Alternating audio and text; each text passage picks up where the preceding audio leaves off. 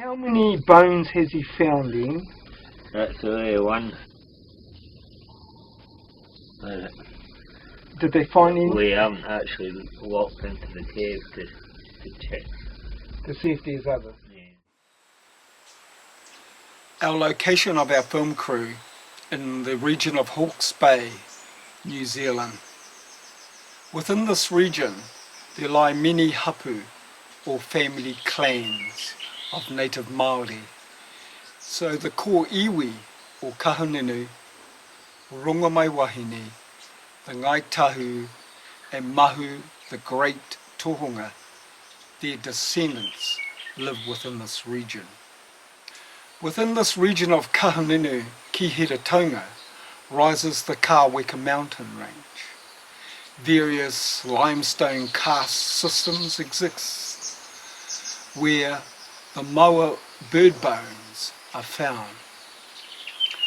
Transliteration in Māori terms, the Manunui or the Te Kura are the names known by the Native Māori people. 100 years ago, a Western researcher coined the phrase more, wanting more information about this giant ancient bird, which coined the phrase sounds like moa, from the word more. Due to various volcanic eruptions throughout the country, in particular within the North Island, had flattened the forests, burning most of the fauna and forests, contributing to the extinction of the moa, or in native terms, the Manunui.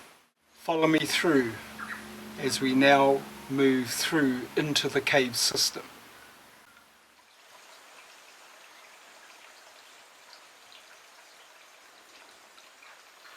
Before we ascend into the cave, we are just going to say a native prayer to bless our film crew as we enter the world of darkness. Tau ake au ki te tau nei, ko rua tipua, ko rua tawhato. Ngā rue e runga, ngā rue e raro, ngā rue i te ihu o tāne, te ihu o tāne. E ko tapu waka, ko tāki tinu rei. Ake, ake, ake.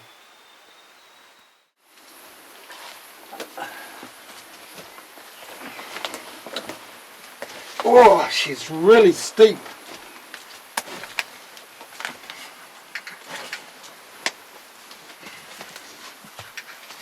Okay, let's get some light down here. Here we go. We've got one bone sighted. We'll just retrieve that.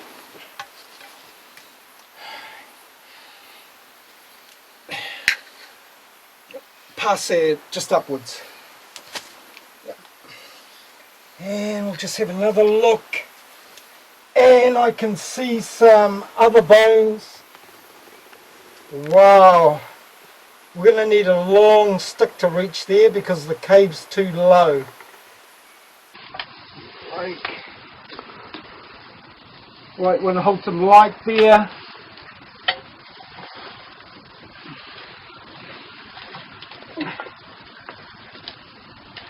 Okay, there is a large rock there. A bit different than what I had anticipated. Let me see.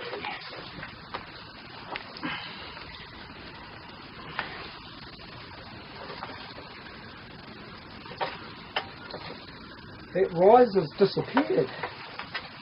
The rise that was there, she disappeared.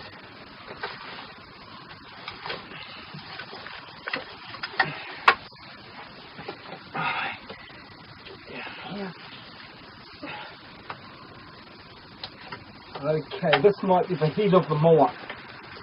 I suspect this could be the top of the head. It is. It is. Or it's hard to say. A possum, a rat or the moa, I don't know. Okay, we need to get some more lighting down here.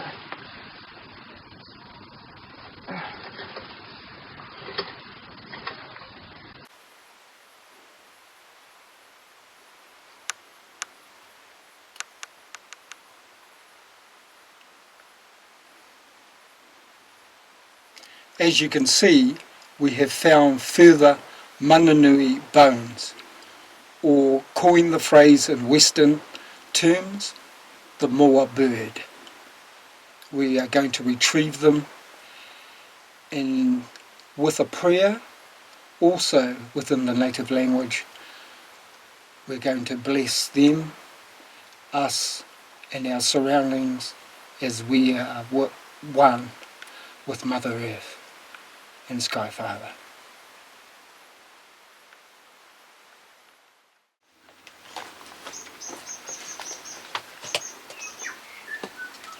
Right, she's quite steep. It's very moist conditions as we move through into the cave system.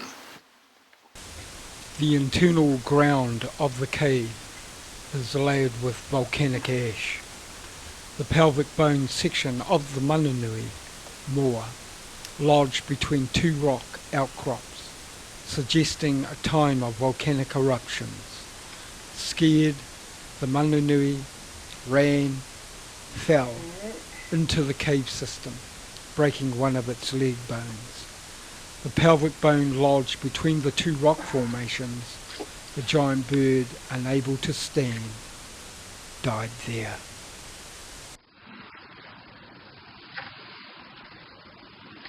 Lots of extensive tree roots.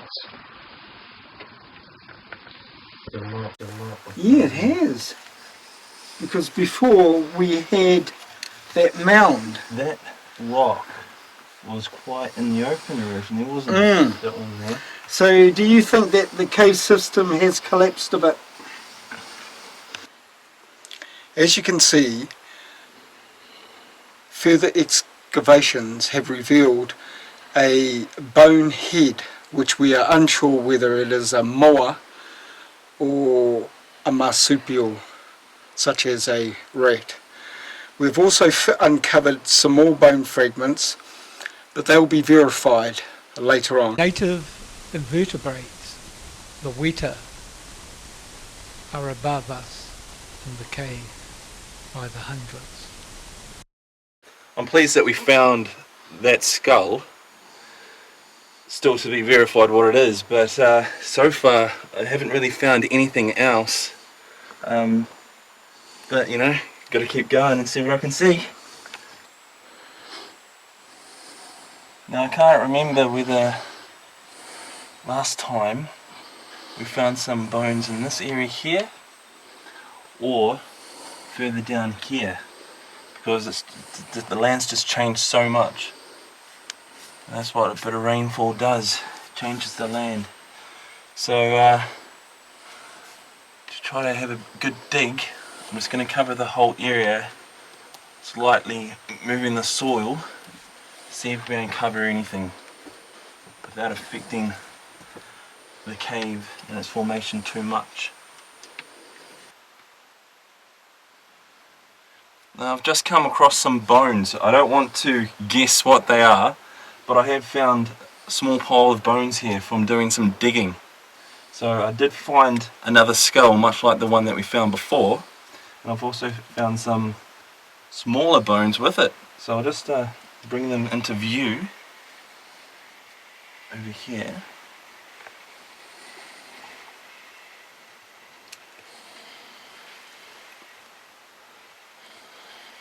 So I'm a bit excited about finding those, but we're going to have to get some confirmation about what they are. You can see some teeth on it, but right on the tip there looks like another tooth, or almost looks like a claw, but it does still look like it's still part of the claw, like part of the jawline. Looks like a fingernail almost. That's interesting in itself. Right there. Actually, that looks, to me, that looks like something that could be part of a spine, part of the vertebrae. And it looks like I've found a few different segments of the vertebrae. If we put them together like that, there, looks like a vertebrae to me.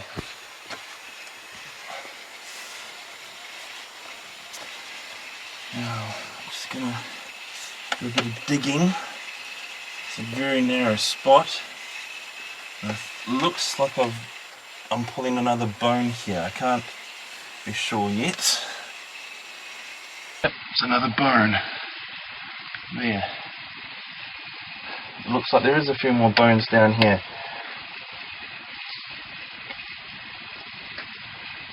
So, let the tools be my arms.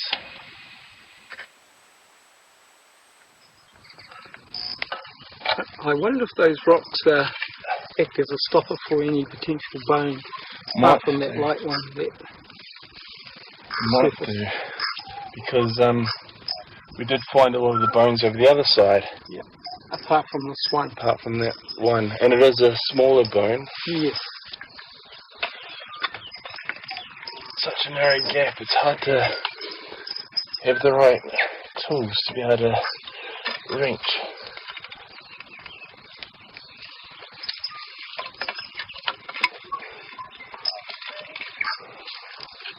But I think it's good to start with the trickiest part first, because hopefully when we go to the easier part... Oh, I think I can see a bone there. Very small against the rock. It looks like it's wedged in between. Looks like similar to the bone we just found. Yeah, I can see it too. Pretty hard to grab it though. I think I can. Maybe from the other way. The other side will be. Right there. I can Oh, if I can move. I can grab it from here. Can you? Yeah, I can go like this. Can you see it? Yeah. Can you reach there? Could you see any others? Yes, it is a bone. Can you see anything else where you are? No. Oh, there's a mark. Is there? Yeah, I'm going to grab.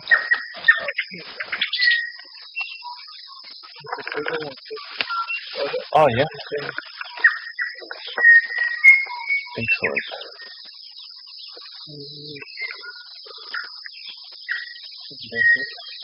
So they're consistent with the bones that we found earlier. Looks like we've just found a skull, like what we have found earlier. So we're finding a few of them around here. So those are the eye holes there. And flip it over. See the teeth underneath. One there. So that was just right in the opening, ready for us to find. I'm just going to move some of these twigs and branches out of the way. We're going to do some digging down here. This is the same area we just found that skull. So push it away. Yep, another bone.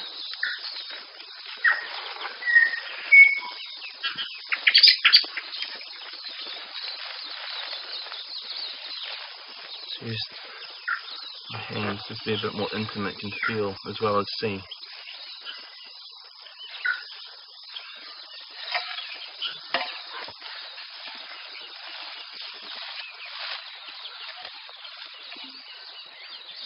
A few roots from the trees. Twigs everywhere. Sometimes you find bones amongst them. It's easy to take twigs for bones and bones for twigs, so you gotta have sharp eyesight. Can you shine the torch over in this area, please?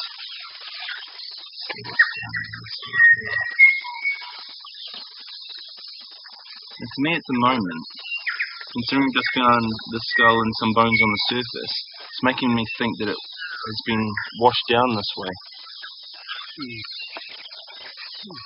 Actually, that feels like a bone itself. Yeah, it is. It's unusual. We haven't come across a bone that shape yet, have we? So that's different in itself. I'll just put that there. I'll just shine the torch over there. That's a completely different shaped bone to what we found so far, so that's interesting itself. So, get that with the rest of our bones. Massively get down here. A little bit more digging. Because the cave system over the other side, it slopes down, and that's where we're doing our digging. So when there's rain, the water would go down there and it might flow out this way. So that's why some of these bones might have been pushed through over time over to this side.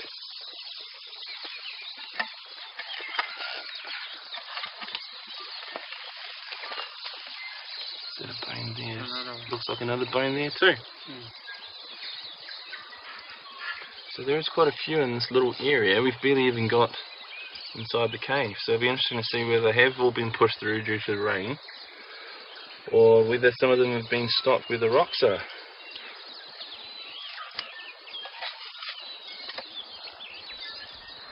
So we're just reaching a bit further into the cave. So it's very tricky because coming through this way we've got all these rocks here in the way. A bit too hard to crawl in. It's a bit tricky to maneuver our tools through it as well. And also we tried to reach this point from the other side when we were in the cave, and it's too narrow a gap. So it's a very tricky spot, and we think it could possibly be a good spot to find some bones, but it's hard to access. So we'll do what we can.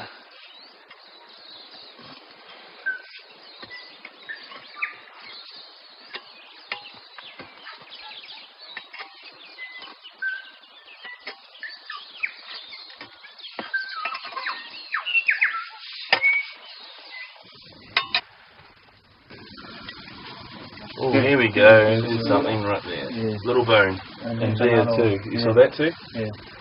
And just put that over there for the camera, please. Still finding a lot of little bones again.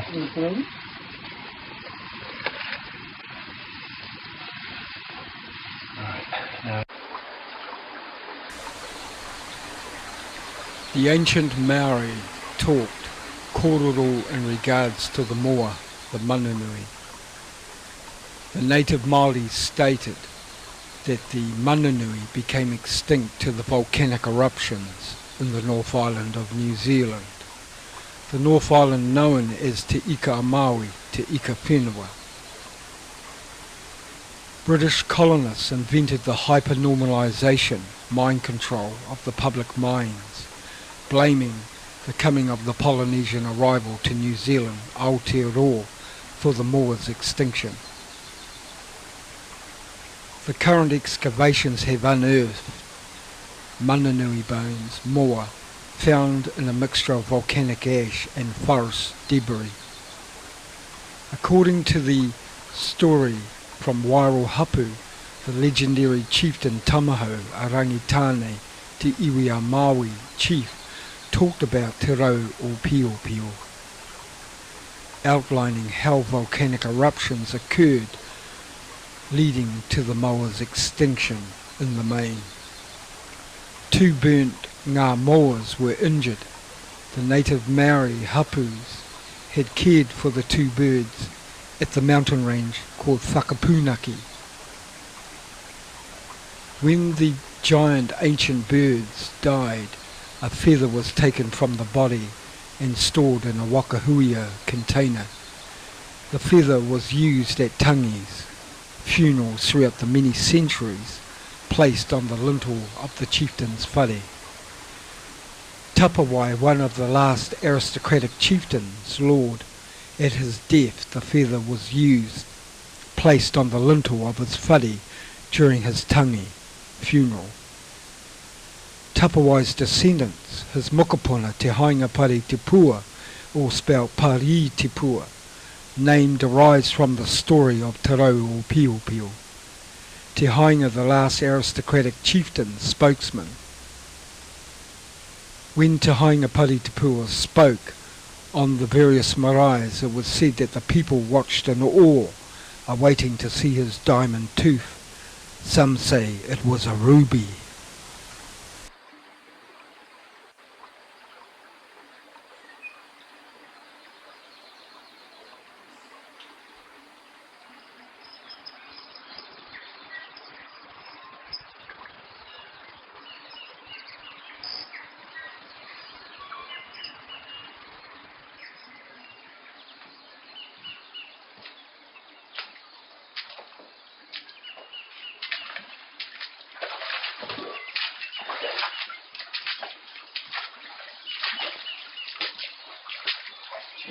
mountain water's beautiful.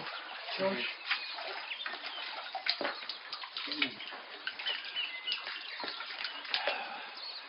Nothing like natural water. We keep natural for the future, for the next generations. Got to look after this. This is a treasure. Yeah. Cheers. Was it pretty hard? Marika and Brad, on the final day, find one more bone of a native Kiori.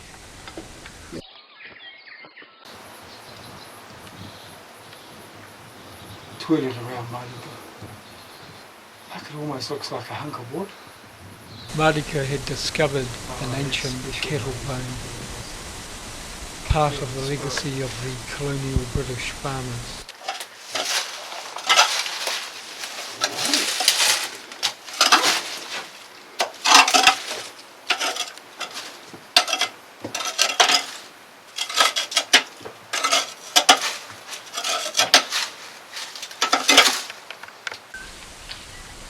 British colonists had cut down entire forests, leading to the establishment of agricultural farmland in Hawke's Bay, New Zealand. These small pockets and valleys are valuable, protecting plant, animal species native to Aotearoa, New Zealand. According to ancient Māori, the forest god Tāne Mahuta provided all matter of life, such as insects, birds, many other species, all innate in oneness in order for life to grow. The importance of forest species ensure human beings are cared for, such as provision of quality air and resources.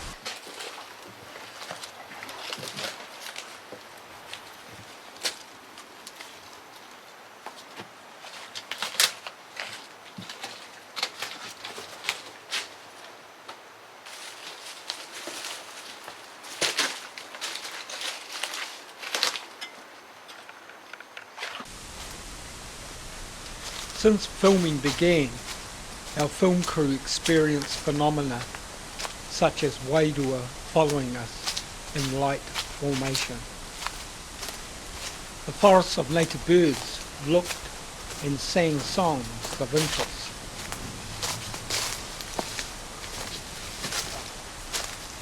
We take this time of age to farewell Tiki and his whānau, for it is his life and story, the biophoton of a Maori ancestor, we farewell. Haere, haere, haere.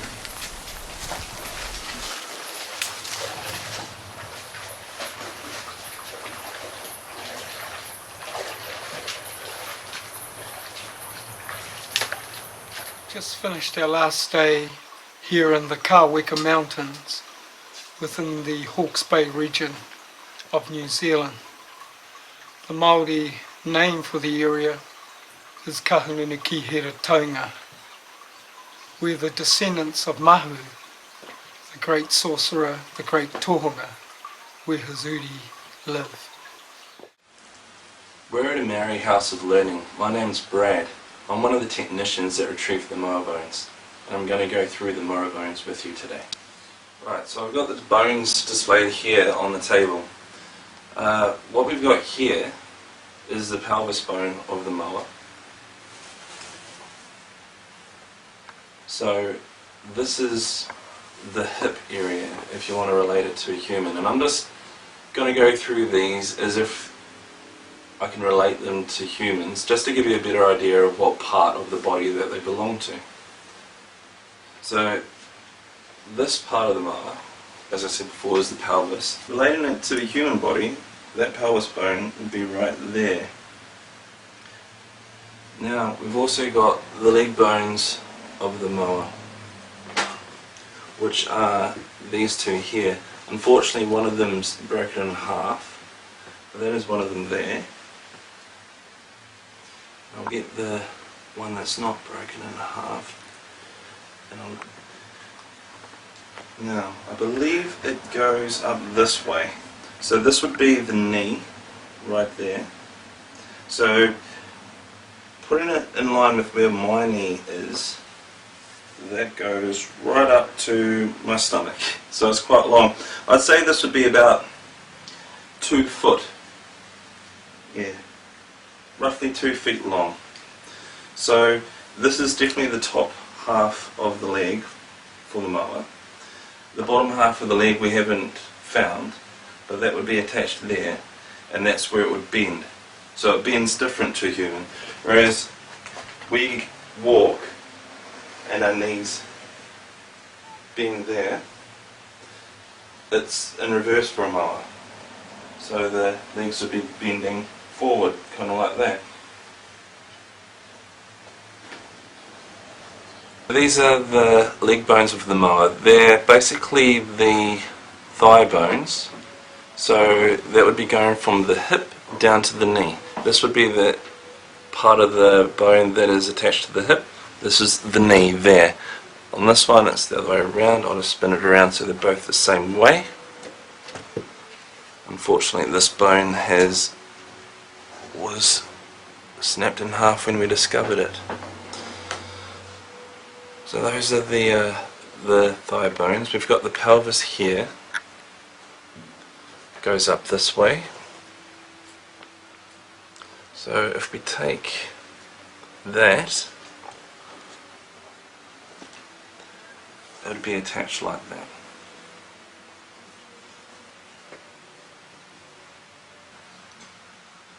While we were looking for the moa bones, we discovered some other bones. Now these here are some vertebrae that we found. I'm not quite sure what animal they belong to, whether they're part of the moa skeleton or not, but they are clearly vertebrae. Also got these bones. I'm unsure what part of the body these would be, or what skeleton or animal they belong to either, but I'm quite fascinated by them. They're very thin. And we also got these bones as well. Once again, I'm unsure what they belong to, but they got a distinct hole there, so I don't know if another bone might go to interlock into there, get some movement. Right, so we've got a couple of dozen bones, quite skinny, a couple of inches in length. We think that these bones would belong to possibly a rat, a native rat, and these would be part of the skull. Got the 2 eye holes there, the nose there, the teeth underneath. So we've got 1, 2, 3 skulls there. These look like they might belong to it as well.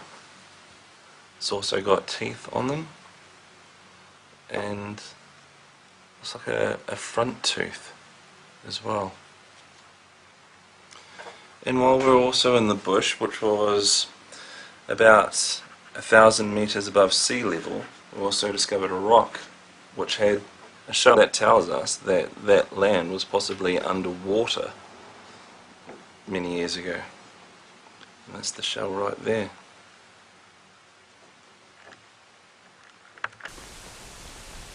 As you can see, the pelvic bone of the moa, Manunui.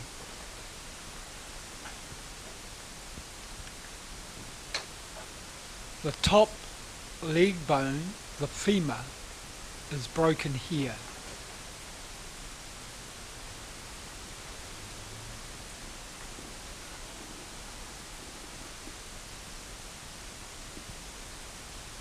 The other femur, or top leg bone, is in pretty good order and condition.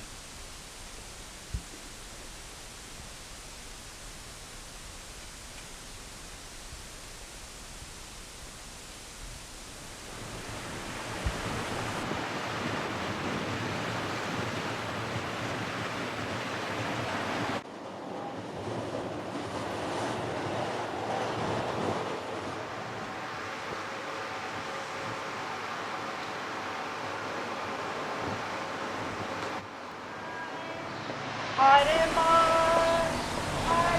pūwhiri, a traditional Māori welcoming. The National Aquarium's representative welcomes the Maori Committee and its members and associates.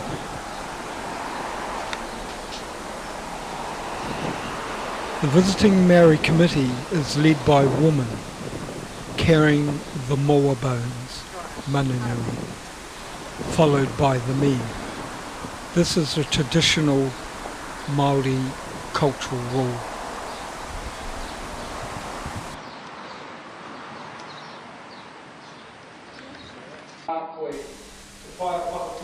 The producer replies to the welcoming by the National Aquarium staff. The producer acknowledges the cosmology of the Māori gods.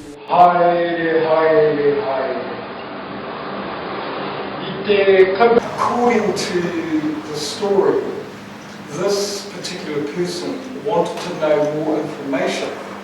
So he had coined the phrase more information, more, which sounds like more. The actual ancient name, according to wairua, hapu, is the moa bird is known as the Manunui, or in some cases called the tikura.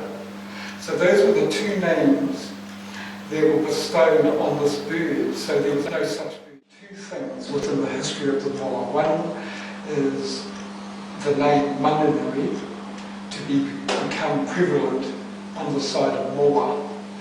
And the second change is that the moa was not extinct by the hands of Māori. Thank you for putting them in our trust. Thank you. Very honoured for your gift. And we'll look after them Aye. and appreciate them and share them with groups of school children and members of the public. You'll find there are some other places.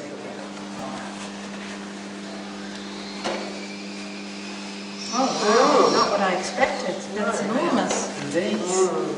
Oh, look at that.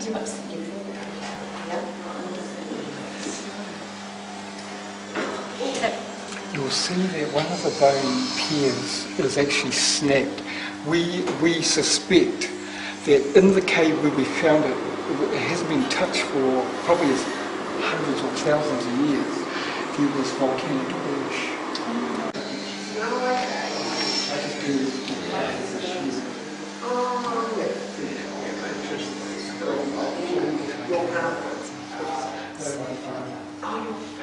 Yeah, it looks like a single building.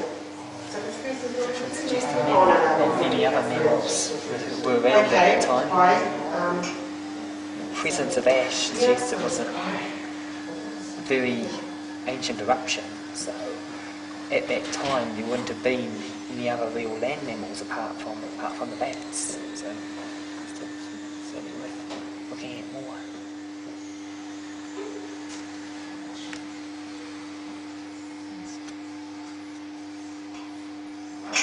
Right. Vertebra and skull.